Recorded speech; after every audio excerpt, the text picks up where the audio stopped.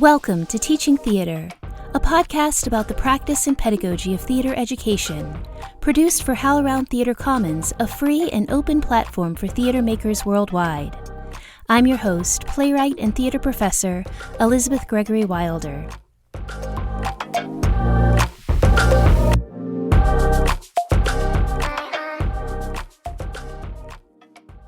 Welcome back to the Teaching Theater podcast at HowlRound. Today, we're really excited to be talking about work ethic and work-life balance. To join us today, we have Marcus Lane, who is an associate professor of theater and head of actor training at the University of Montevallo in Alabama. He teaches movement, stage combat, acting, and directing. Marcus, thank you for joining us today. Thank you for having me. I really appreciate it. And today we have Jennifer Blackmer. Jennifer Blackmer's plays have been seen in productions across the country, including Human Terrain, the stage adaptation of Margaret Atwood's Alias Grace, and Predictor, which concluded a national Rolling World premiere this spring. She's a professor in the Department of Theater and Dance at Ball State University, where she has taught for 20 years. Jennifer, thanks so much for being here. I'm happy to be here, Elizabeth. Thanks for the invitation. So on this episode, we're going to be talking about work ethic and work-life balance. But in order to really talk about these issues, we also, I think, have to start by talking a little bit about mental health. So I'd love to sort of check in with you guys. What kind of mental health challenges are you seeing your students facing these days, especially coming out of the pandemic? Okay, so one of the things I've noticed in the various sizes of classes I've taught large classes for our first year students, in addition to our smaller classes with playwriting studios and those types of things. Our students are struggling with anxiety. They really are. And I know that college is an anxious time to begin with, and it always has been. And over the course of my career, I have counseled students and worked with them on ways to balance their anxiety and their need to do well in a business that is really competitive and very tricky to navigate and requires a ton of proactivity, if you will. Like, the students really need to step up and do the work and motivate themselves to do it. It's difficult to balance that, I think, now in this era where there is so much other stuff that they have to think about, in addition to trying to figure out what kind of an artist they are and trying to figure out what they want to say with their work, whether it's acting or writing.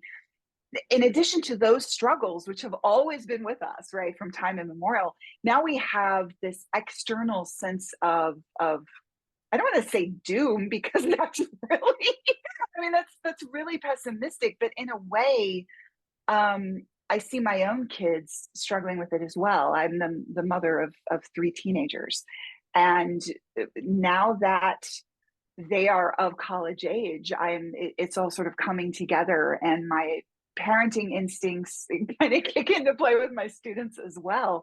So there's just this general sense of anxiety, almost like the amplifier is turned up to 11, and there's this kind of hum in the background of everything that they're trying to achieve as college students, right? They're learning who they are, they're learning what they want to say and what kind of artists they want to be. And in addition, it's almost as though these external pressures that they're hearing in the media and on social media and from their peers and other teachers are all kind of converging into this anxiety stew, I guess. And that is different since the pandemic, I think. Marcus, what are you seeing with your students? Well, I think one of the most interesting things to me is, I think I'd call it almost like a checkbox mentality. That it's this idea that there's only one answer and I need to have the right answer. And that's the only answer that exists. And so I'm just going to get this one thing, and then that's done. I don't ever have to worry about it again. And I think that presents some problems when in the teaching environment we're going, well, that's a answer. or an answer. There's actually multiple ways to get to where you want to go, and that's the artistic process. It's not the same way for everybody. And then we get this amorphous idea, really coming out of the pandemic here, when everyone made that shift to online, it was how fast can I do it? How little can I put in? You get huge amounts of grace, but there's only this one answer. And if you got it wrong, you keep answering the question over and over again till you get it right. Then you go to the next one. And that in our art and craft, that real idea of there's not just one way to do it, and that the artistry really is in the how you do it, is kind of problematic for some of them and causes stress, because some of those formative years in high school, it was just, you just needed to have an answer, you just need to have the right answer, that's all it needs to be. I see this from some of them too, is like, I do it once and I'm done. I don't need to practice, do it again. Why are you asking me to do it again? If you're asking me to do it again, then I'm deficient. Then right. I'm not good. Then I'm not these things. And trying to convince a student that no, what we're talking about is you're at a good level, but we want to make you to a great or excellent level. And that is our goal of engaging a process, and that it is a process, and just doing it once and being good is not enough. To really get to technique, to really get to repeatability and sustainability. And I think that's one of the biggest problems we've kind of had. I get that a lot in my beginning acting classes, and even in my introduction classes with students who aren't in the major itself. This idea of, I just want to come up with the right answer and then forget about it. Yeah, nuance is really tricky right now. Nuance is difficult. And I mean, that's where we live, right? As artists and storytellers, is we live in that space of uncertainty and complexity, and having to, illuminate multiple sides of an argument or of a story. And nuance is really tricky right now. And again, I think coming from this space of our students are anxious because they have been told, right and wrong for a very long time. And so that's what they're looking for. And in art making as a process, Marcus, which you were talking about, you have to engage in a process. That means you have to ask questions. And more important, I think you have to be comfortable in discomfort. You have to be comfortable in that space of not knowing. And unfortunately, and frankly, I don't think that this is only teaching theater. I think this is true across higher ed in general. I would agree. That higher ed is under attack right now, and we see it everywhere. In particular, the humanities are under assault, and the arts are under assault as majors that are meaningless or pointless. And it's very difficult, I think, to be a student in these fields these days and hear that, and then have somebody like me or somebody like you, Marcus, you, Elizabeth, telling our students that they need to be okay not knowing, right? So it's almost like they're being hit by both sides, right? The world is saying, you have to know what you're going to be when you graduate, and you have to have a clearly defined career, and you have to have a path that will make you money and buy you health insurance. Meanwhile, what they're passionate about, which is art making, is not that. And it's never been that. And it can't be that, right? So I guess my big question, how do you teach a young person today how to be okay with discomfort? I'm seeing more and more overlap in a lot of these conversations with students who really struggle with discomfort and don't want to be uncomfortable. Yeah, and there's no answer as well. I mean, there's, especially in playwriting, Elizabeth, as you know, there's your play, and I get scenes and plays from my students, and they're like, is it good? And I'm like, I am enjoying it very much, but is this the play that you want? I mean, that's the thing, right? Is there's this sense of this real need for external validation in every way. And that, I think, again, going back to my initial comment about anxiety, I think that then feeds into their sense of being anxious because they just want to do it the right way. Marcus, what you said about check boxes really resonated with me as well, because that is also, I think, as a teacher nowadays, what we're given. I mean, we're given check boxes, we're given learning outcomes, we're given, you have to fulfill this particular data point, and then based on those facts, then choices will be made moving forward. And whereas I went into education wanting those individual connections with students and wanting to make a difference in the classroom and get into the weeds with them about the things that I love about this art form, which are connected to nuance, complexity, all of the things that we've brought up as issues. Now, those are the things I love about the art. And so it's really hard, I think, to navigate that nowadays as both a teacher and a student. Yeah, I think one of the difficult things, going back to the idea of discomfort, particularly I find it interesting in the movement class in particular, when we're engaging our bodies in a different way, and that there's a disconnect between being uncomfortable physically and being in pain, and not being able to recognize the difference between the two. It is uncomfortable because you've not engaged your body in that way before. It's not that you're actually in physical pain, but not being able to tell the difference between the two really harkens back to kind of what we're talking about. I don't like to be uncomfortable. I joke with my students all the time. I am a creature of comfort. So I'm wearing clothes that I feel comfortable in.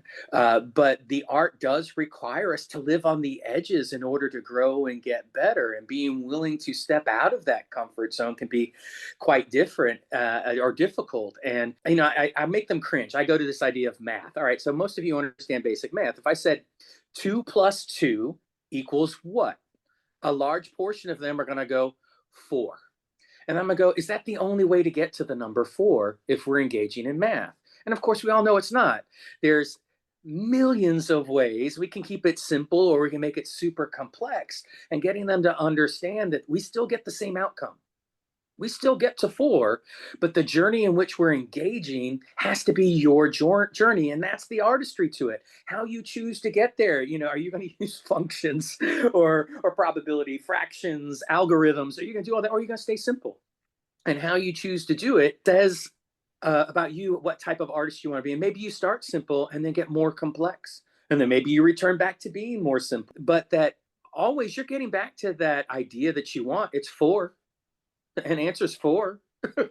That's our performance, our production, our outcome, our play, we're still getting to that desired outcome, but really getting them to be freer in the understanding of the journey to get there. There's not just the one way, and that they have to be kind of willing to choose how to get there.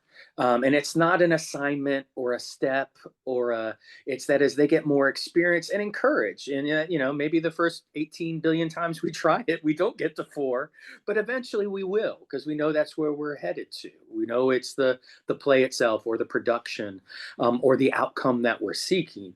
But there's got to be freedom to fail. There's got to be freedom. And I go back to that assessment you're talking about. Oh my gosh, I agree with you so much that, that really with my students currently, I go, when you finish an acting class, it's not really, are you a good actor or a bad actor by the time you're done? It's, did you complete the component parts that are requisite? Did you show up on time? Did you pick a monologue? Was it memorized? Did you present it? But we're not getting to the quality of it. Or did your use of technique, was there better choices inside the technique? We're just going, did you engage it? And that's really where we're at assessment, and then really kind of encouraging the students to decide, do you want to be an artist or you not? You can have a skill, but just having a skill doesn't mean you're good. And really convincing them on that end. And it's really hard with our current assessment model because we can't get to that part of it. And I think it's difficult to convince students who have spent a long time checking the box or only having one answer, or being taught to a test or getting the A. Yeah. You can't advance unless you get an A. You are so on it. I think back to earlier this semester, I had someone who goes, you gave me a 94 instead of 100. Why? And wanted me to justify. And I look at them, I go, you had an A. What is the issue? What is the actual issue here? That let's look at the assessment tool. Which part were you not perfect? Mm-hmm. Yeah. I knew that we had to have this conversation because I'm hearing so many theater educators talk about work ethic and the challenges of finding a work-life balance. We're seeing the industry having these conversations as more theaters are trying to rethink rehearsal schedules and the long hours that we work. I think we're tasked with not just training our students in their craft, but we also have to teach them how to show up and how to do the work. And that seems to be a big challenge right now, especially post-COVID. Mhm. What kind of challenges have you seen in your department with regard, I guess, specifically to commitment and student buy-in and just showing up? That's an excellent question because we are having those discussions right now as a faculty and trying to figure out how to amend and evolve, and I use that term very specifically, evolve our policies for uh, for things like participation and showing up and attendance and all of the aspects of doing this work that we um, kind of assumed were just no brainers. Like, of course you're going to go to class. Of course you're going to, and again, I think we do blame the pandemic for a lot, and rightly so. I mean, is uh, such a massive disruption in the way human beings connect, using that term in the present tense. And I think that there's so many ramifications of that are just now becoming known. And so now we're in that same place, I think, of trying to determine this balance between rigor and grace that we have been dealing with, I think, for a while. And then the pandemic kind of exploded the whole thing, right? And what does it mean to actually do the work? To me, it's a pendulum swing, right? I think that the pandemic not only encouraged the swinging in the opposite direction, I think it shoved it in the opposite direction, because there was so much downtime and empty time and time of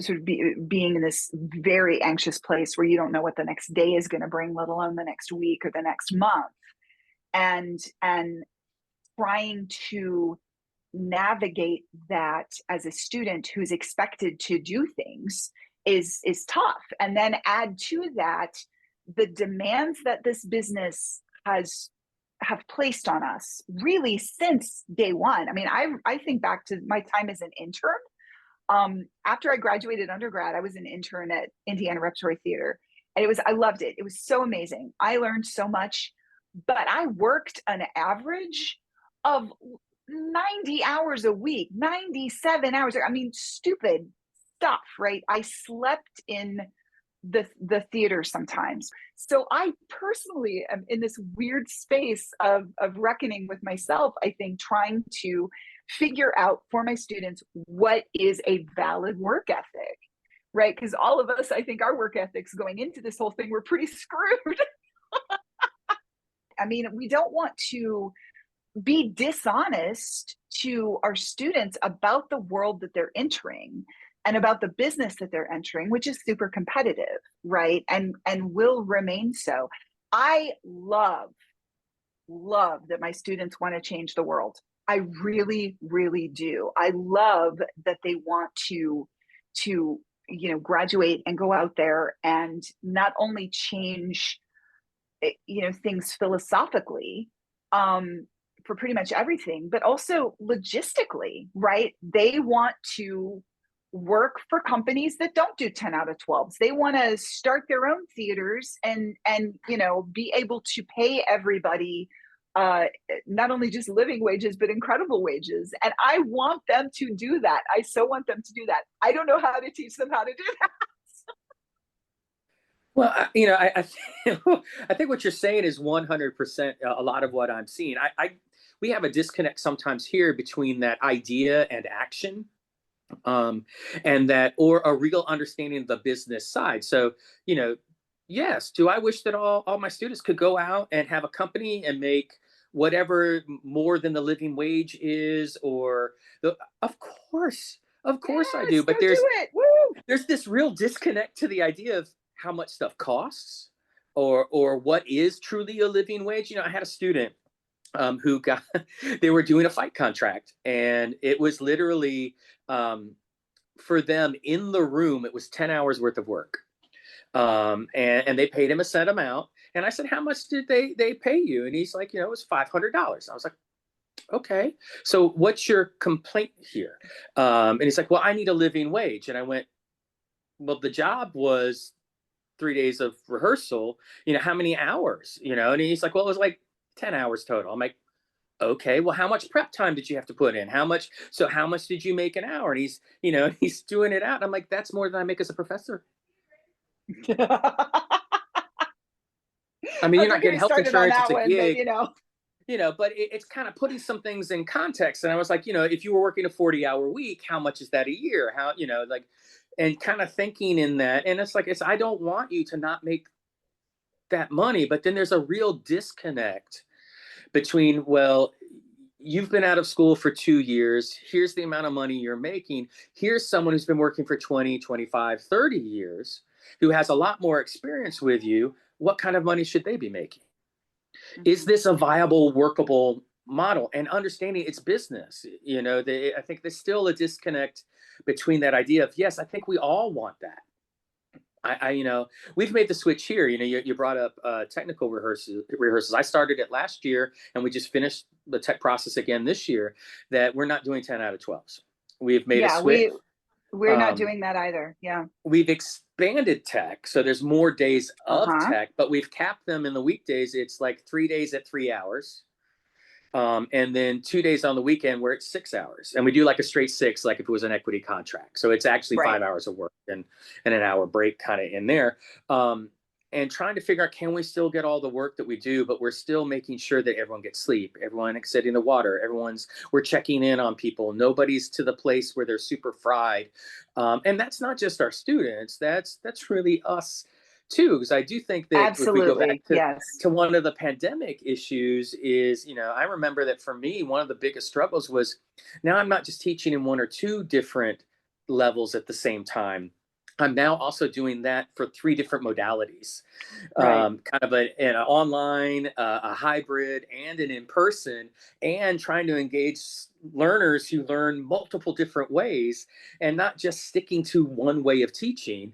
And the stress that really kind of puts into the process too, that, really looking at an instructor's mental health in that process as well, that I think that some of our students still miss in the process too. They're very keenly aware about their experience during this, but are not very cognizant or aware that they weren't the only ones who experienced this, and that this was a global issue, and that everybody experienced this, and that we're all negotiating, how do we come back and how do we engage, and I do think that there's an awareness. I know that most people I've encountered, the two of you really are included in this, getting to talk to you, is that there's an awareness and a desire to engage, but not a clear path to remedy.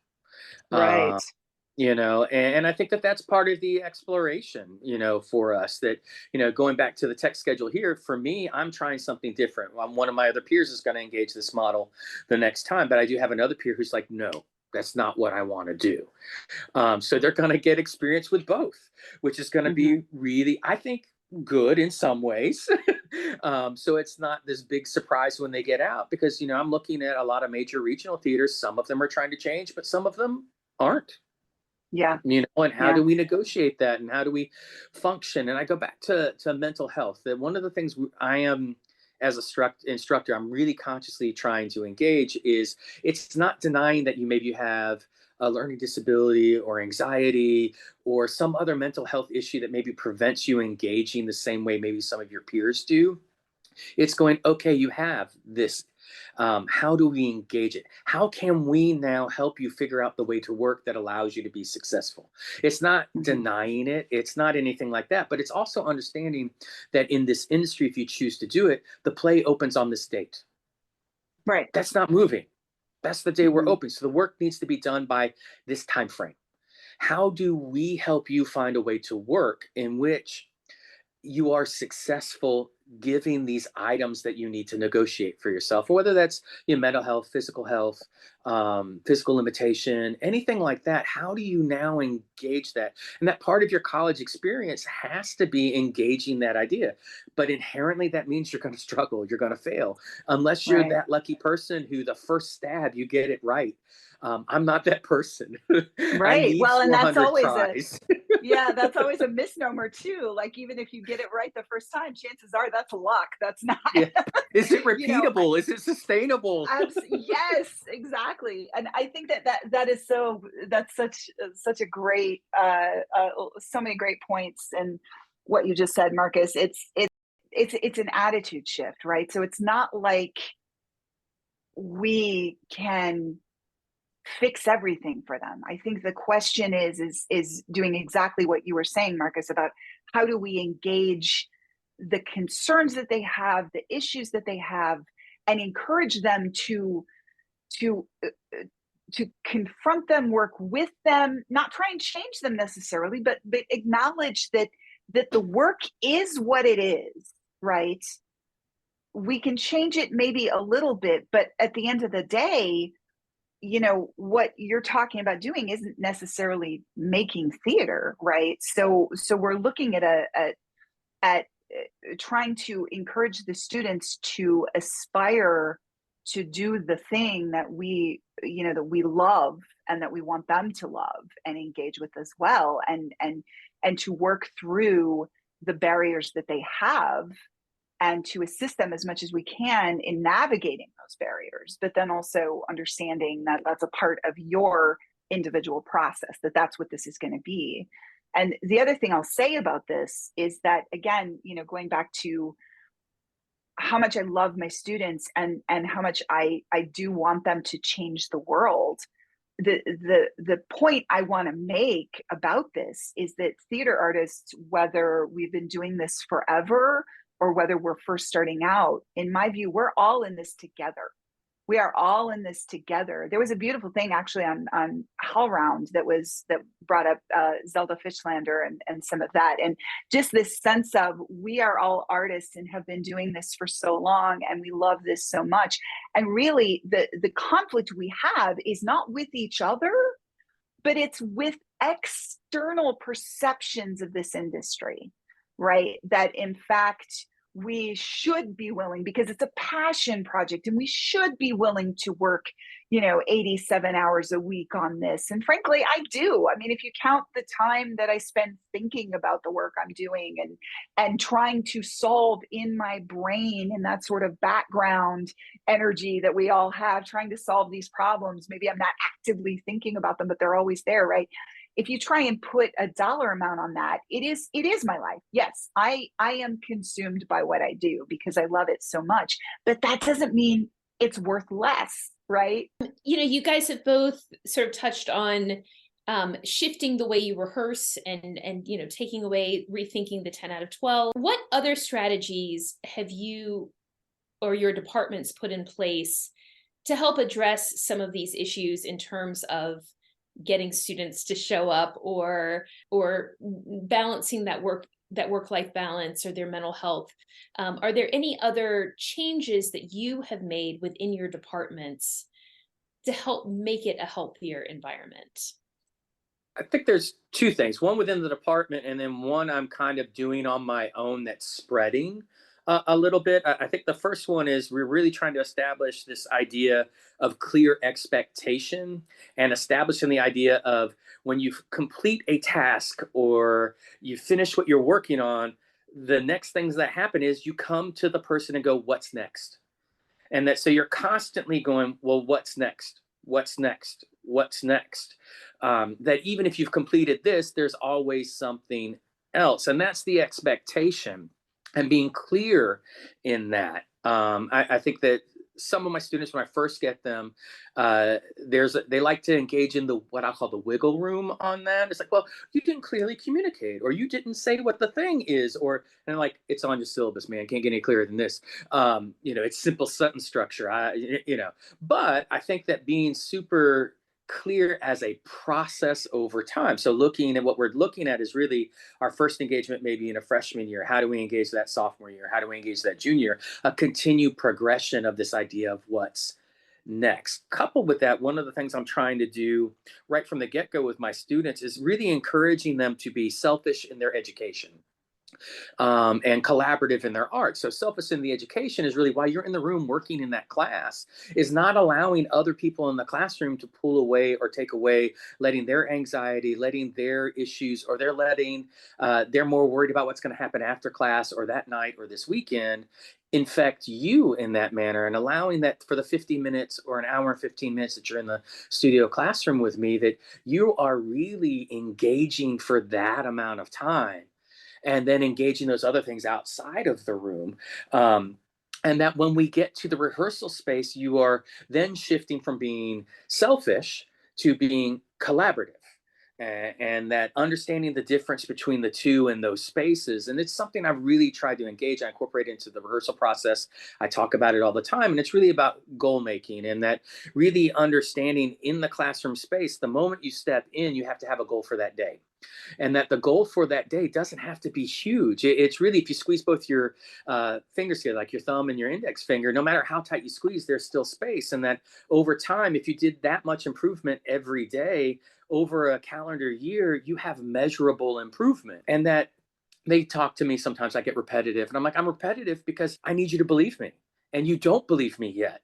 You will eventually, because you hear it all the time, and that you're seeing it not just in hearing it, but you're getting it in practice. You're getting it in the classroom, you're getting it in the rehearsal room, you're getting it in interactions in the lobby where we're talking about this exciting thing we just saw. And that really, that twofold thing, I believe will work. I just think it takes time of changing that culture. We're still so early in figuring out that culture that it's not permanently in there yet. But I see a difference between maybe our juniors and seniors, who are really the heart of COVID classes, versus maybe our incoming freshmen, who are much more like, oh, okay, yeah, I'm not gonna I want this. And if I want to do this, then I need to, we're seeing some of that difference. So that culture is starting to change, but I wish it was like how they see it, one and done. I finished the thing, so now I'm done. It's not. And that this idea of repetitive nature to it, as we all know, is process. And that over time, process wins out. It gets us to Yeah. where we want to go. I do think I do feel, Marcus, just like what you said, I do feel like it's improving a little bit in terms of, I think the students that we're getting now, who, yes, they lost a lot of stuff during the pandemic, but they didn't lose as much of the sort of quintessential stuff that I think those initial few classes lost. High school graduations, those moments of transition, and those really human rituals that you sort of need to mark that moment when you cease becoming a kid and start becoming an adult. And it's still, I mean, that's not to say that it's, a checkbox and now I'm an adult today, but it's, do you know what I'm saying? I mean, I think there was just a lot of that was taken away. And that was really, acute for me and my family, because my oldest was a member of the class of 2020. And so in addition to kind of navigating his struggles through all of this, I was able to sort of get a wider view, I think, of what some of our students were dealing with as well. So regarding what we have been doing to address some of this, I think, yes, absolutely, Marcus, what you were talking about, and looking at sort of the notion of process, and sort of using that as an anchor to really encourage the students to stretch and be okay with those places of discomfort. We have attempted to be more intentional about not only the number of projects that we do, but the time that those projects take. And rather than, moving everybody in and out and in and out and in and out, boom, boom, boom, boom, boom, right? We're trying to offer a little bit more space within those projects that we do. And additionally, we even took away a show. And since this is a podcast, you can't see, but I'm using air quotes, We took away a show, a production, and we offered that space for new works events. And so those are less taxing, of course, on our production areas, but they also offer opportunities for students who write plays and devise and create work that have not been there before, right? So in essence, by taking away a more traditional production process and using that space that was created to serve a different community of students, that has been a kind of a win-win in a number of ways. Now we're still kind of in the process of trying to define what that means, but I think the intention is really good. And the other thing I'll say is more of an attitude that we're trying to foster more so than we have in the past. It's always been the intention of our program to really teach the whole person, and part of that requires an understanding that there's a tension always between competition and collaboration, especially in a big program, where there's X number of opportunities. You get all the acting students and they're auditioning, and it's like, who's going to get what role and blah, blah, blah.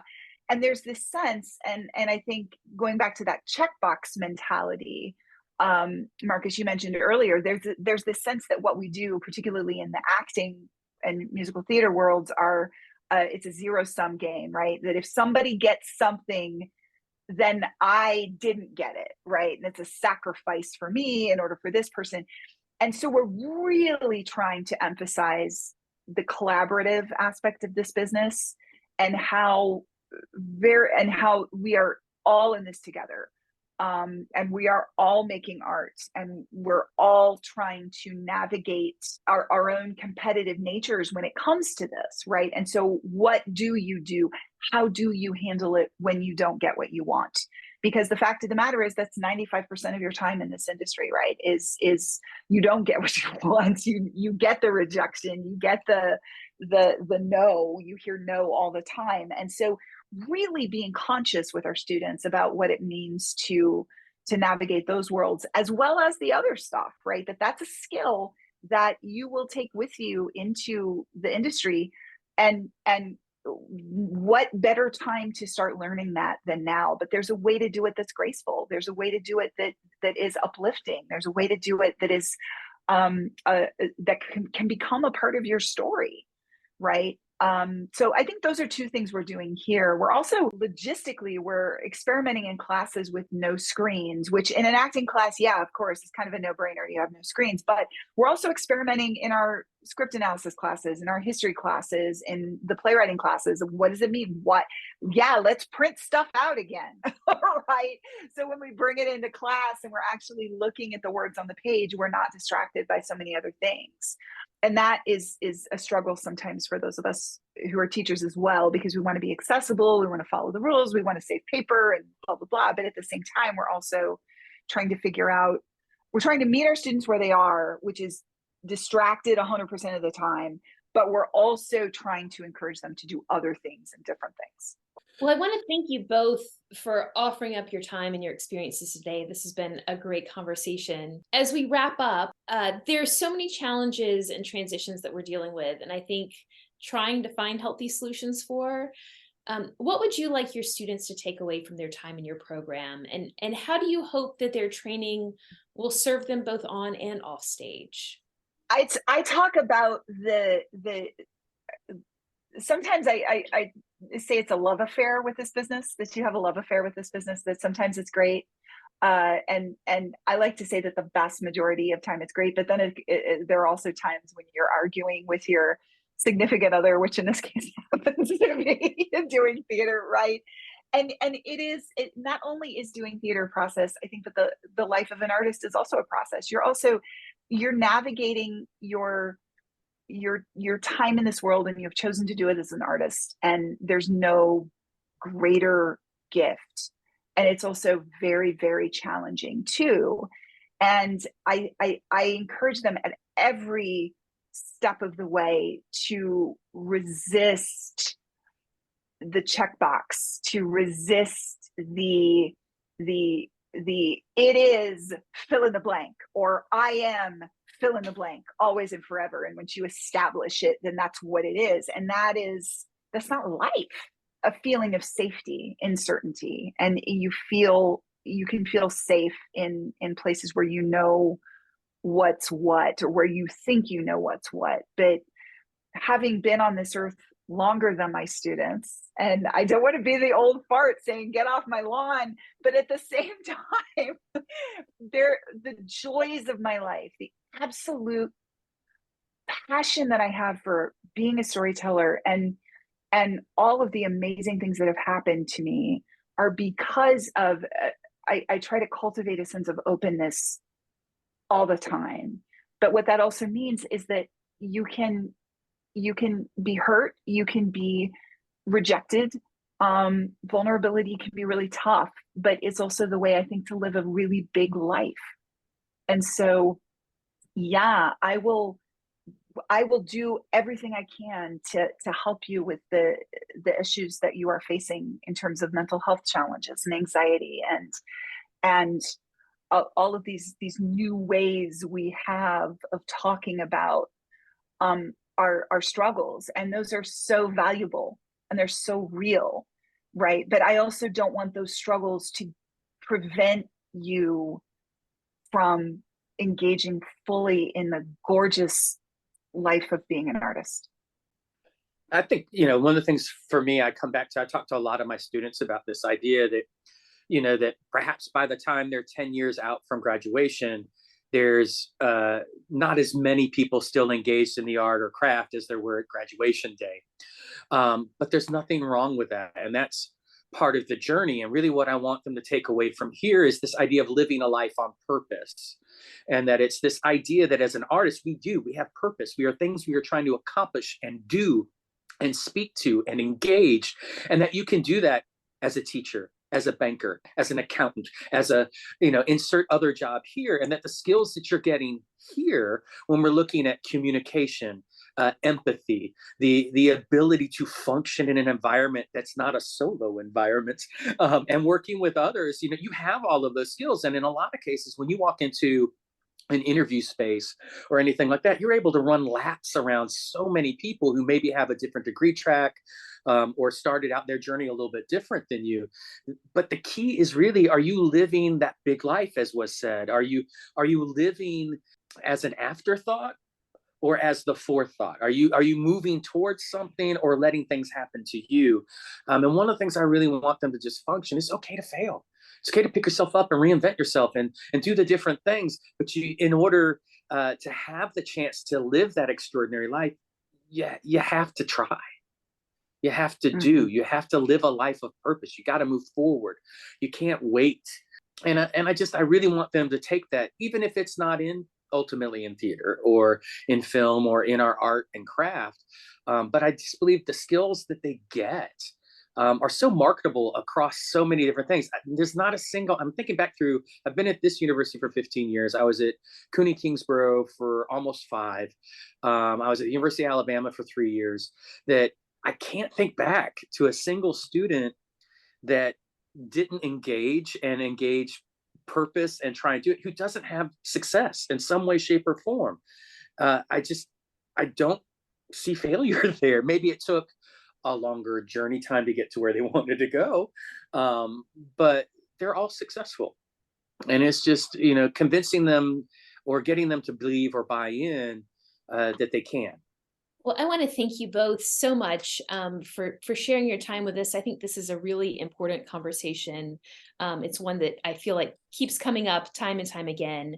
So hopefully others can find some inspiration in what you guys have shared with us about your experiences in your programs. Thanks, Elizabeth. Thank you very much.